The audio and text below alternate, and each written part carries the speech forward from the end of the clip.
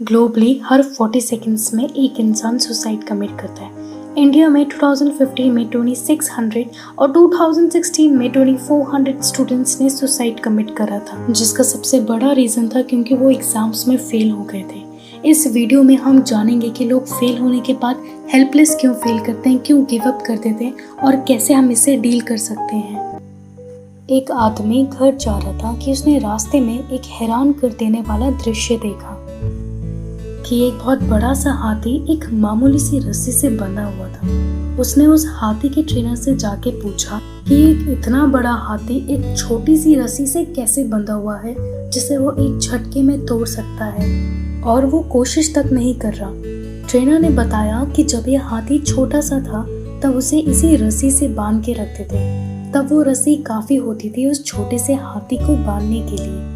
वो छोटा हाथी उस रस्सी को तोड़ने की बहुत कोशिश करता, लेकिन फिर भी उस रस्सी को तोड़ नहीं पाता और आखिरकार वो हार मान लेता। जब वो हाथी बड़ा हो जाता है तो वो आसानी से उस रस्सी को तोड़ सकता है, पर क्योंकि उसने ये सीख चुका है कि चाहे वो कितनी भी कोशिश कर ले पर ये रस्सी नहीं टूटेगी, इसलिए वो कोशिश तक नहीं करता उस रस्सी को तोड़ने की। जो इंसान लाइफ में गिव अप कर देता है वो अपनी सोच से उसी तरह बंधा हुआ है जैसे वो हाथी उस रस्सी से। उस इंसान के पास कैपेबिलिटीज यानी क्षमताएं तो है, लेकिन वो अंदर से ही हार मान लेता है और कोशिश करना छोड़ देता है। इस स्टेट को लर्न्ड हेल्पलेसनेस कहते हैं। इसमें इंसान कुछ ऐसी सिचुएशन से गुजरता है जब वो बार बार फेल होता रहता है या उस सिचुएशन से बाहर निकलने की कोशिशों में नाकामयाब रहता है। तो वो इंसान ये सीख जाता है कि चाहे अब वो कितनी भी कोशिश कर ले पर वो सिचुएशन उसके कंट्रोल से बाहर है और वो कभी सक्सेसफुल नहीं हो सकता।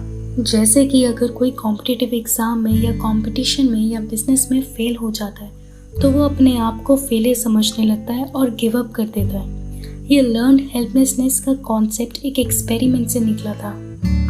मार्टिन सेलिगमैन ने एक एक्सपेरिमेंट करा था जिसमें पहली कंडीशन में डॉग को एक ऐसी सिचुएशन में रखा गया जिसमें उन्हें करंट दिया जाता था और उस करंट से बचने का कोई रास्ता नहीं था, और दूसरी सिचुएशन में डॉग को एक शटल बॉक्स में डाला जो 2 कंपार्टमेंट में डिवाइडेड था, जिसकी फ्लोरिंग इलेक्ट्रीफाइड थी, यानी उन फर्श से डॉग को करंट दिया जाता था।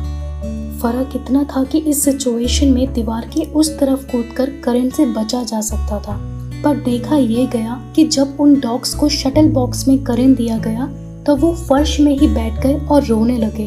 उन्होंने करंट से बचने की कोशिश भी नहीं करी।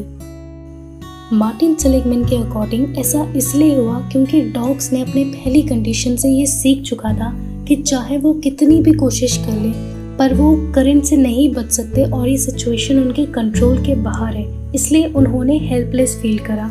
बहुत सारे साइकोलॉजिस्ट का कहना है कि ये डिप्रेशन का कारण भी बन सकता है। आगे हम जानेंगे कि इससे कैसे डील करें। लर्न्ड ऑप्टिमिज्म से लर्न्ड हेल्पलेसनेस से डील करा जा सकता है।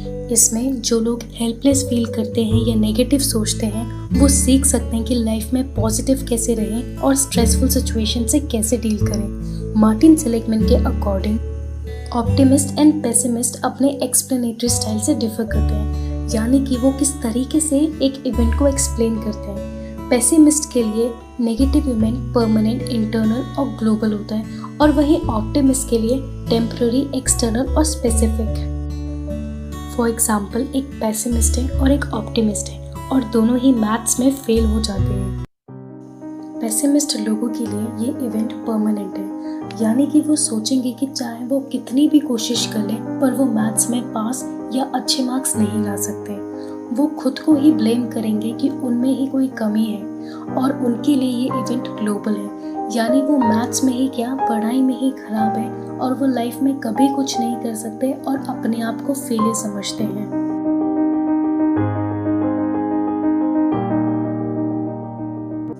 और वहीं ऑप्टिमिस्ट लोगों के लिए ये इवेंट टेम्पररी है, यानी कुछ टाइम के लिए। उनके अकॉर्डिंग वो सिर्फ एक ही बार मैथ्स में फेल हुए हैं तो क्या हुआ, वो नेक्स्ट टाइम अच्छा परफॉर्म कर लेंगे।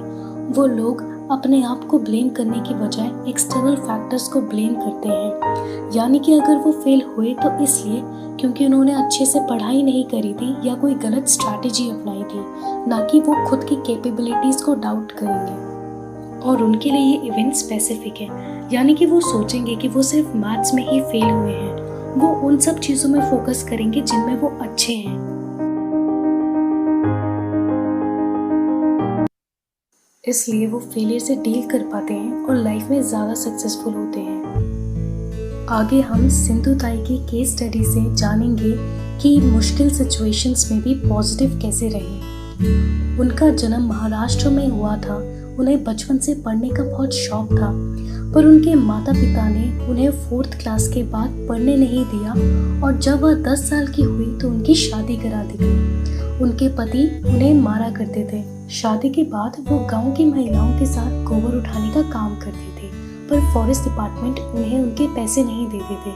सिंधु ताई अपने और गांव वालों की महिलाओं के हक के लिए जमींदारों और फॉरेस्ट डिपार्टमेंट से लड़ी और सफल भी हुई, पर यह बात कुछ लोगों को पसंद नहीं आई और उनमें से किसी ने उनके बारे में गलत खबरें फैलाना शुरू कर दिया था और उनके पति ने उन अफवाहों को सच भी मान लिया था और उन्होंने सिंधु ताई को ही गलत समझा और उन्हें मारा, जबकि वो 9 मंथ्स प्रेग्नेंट थी और उन्हें उस हालत में उन्होंने काउ शेड यानी गौशाला में मरने के लिए छोड़ दिया था, जहां पर उन्होंने बेहोशी की हालत में एक बच्चे को जन्म दिया। अपने और अपने बच्चे का पेट भरने के लिए उन्होंने रेलवे स्टेशंस पर भीख मांगना शुरू कर दिया था। उनके पास रहने के लिए कोई जगह नहीं थी, इसलिए वह शमशान घाट पर रहती थी और जल्दी हुई चिता से रोटी सेके खाया करती थी। वह एक टाइम पे पूरी तरह टूट चुकी थी और रेल की पटरियों में मरने के लिए बैठ गई थी, पर जैसे ही उन्होंने ट्रेन की आवाज़ सुनी उन्होंने सोचा कि नहीं, अगर हम खुद के लिए नहीं जी सकते तो औरों के लिए जीना सीखना होगा। उन्होंने हिम्मत करी और जीने का फैसला करा। उन्होंने सारे ज़रूरतमंद लोगों की मदद करना शुरू कर दिया था और सारे अनाथ बच्चे जो सड़क पर भीख मांगा करते थे उन्हें गोद लिया। उन्हें भीख से जितना भी मिलता था वो बच्चों पे बांट देती थी और आज उनके कई NGOs हैं और उन्होंने 1000 से भी ज़्यादा बच्चों को गोद लिया है, उनकी देखभाल करी है, बढ़ाया है। हमें भी अपनी ज़िंदगी की कठिनाइयों को उनकी तरह टेम्पररी समझना चाहिए कि ये सिर्फ कुछ टाइम के लिए ही है और बाद में सब ठीक हो जाएगा, और हमें खुद को ब्लेम करने की जगह सॉल्यूशंस में फोकस करना चाहिए। सिंधु ताई का कहना है कि जिंदगी में कभी संकट आए तो उस पर पैर रख के खड़े हो जाओ, इससे संकट की ऊंचाई कम दिखती है और आप श्वास ले सकते हैं। अगर वीडियो पसंद आई हो तो like, comment, share and subscribe जरूर करें and also hit the bell icon for notification.